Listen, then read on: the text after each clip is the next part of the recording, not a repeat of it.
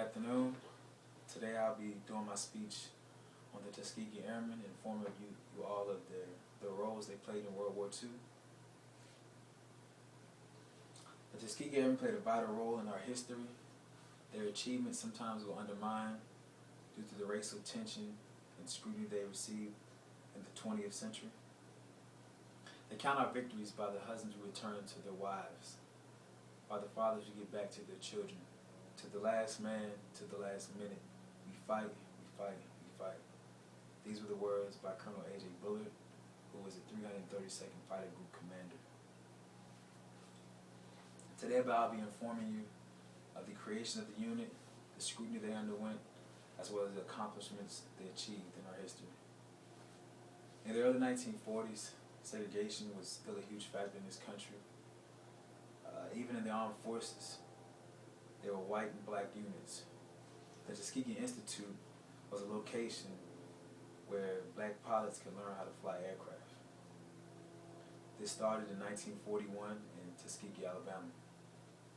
According to Charles Dryden, who wrote the book A Train Memoirs of the Tuskegee Airmen, in 1941, the Army Air Force created the 99th Pursuit Squadron, which consisted of black pilots.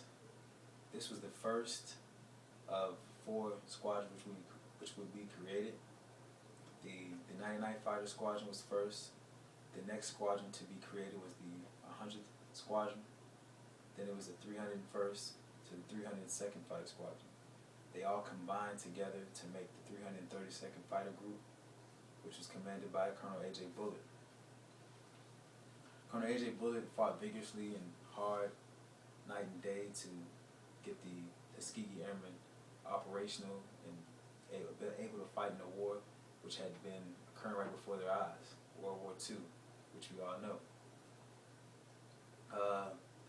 The Civil Rights Department had went through the NAACP to the War Department to see about getting these Tuskegee Airmen, these black pilots from Tuskegee, Alabama, the ability to fight alongside the other white pilots. The steady improvements of this fighter squadron brought more negativity and more attention to government officials. They were handling their missions with prestige and at the highest performance, at the highest ability they could. They were beginning to be noticed by government officials, yet the president and others didn't think they could handle the World War. Before shifting to train black pilots, and skilled training was off limits to African Americans. Many people didn't believe they were adequate flyers, didn't think they had the mental capacity to fly a plane or combat in war.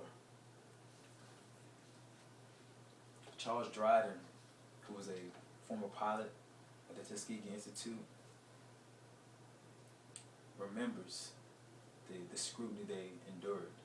And he actually had a story in his book where he said the first time he never experienced racism was being captured as a POW in a camp in Germany. Over there, he said he was treated just as one of the other pilots, just as one of the white German pilots, any other POW that was in that camp at the time was treated just like him, no different. And it was shocking to him because he was black.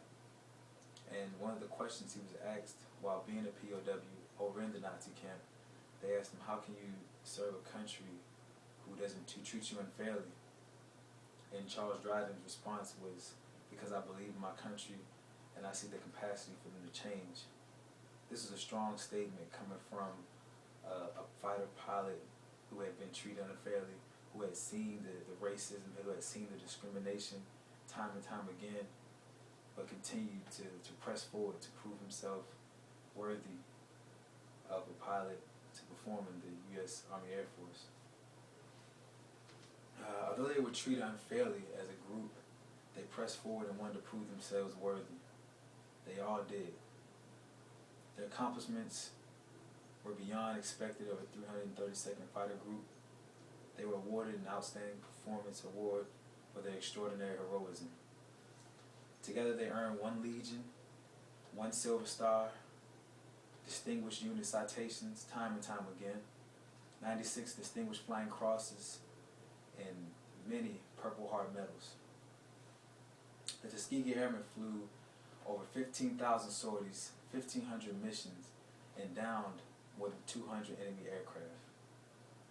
Gar Smith, the author of The Real Story of the Tuskegee Airmen, quoted General Colin Powell in his book, which he reiterated, the Tuskegee Airmen served the country not willing to serve them, and they made America better for us. The 332nd Fighter Squadron wanted the opportunity to represent their country at a time which was detrimental to us and to many others.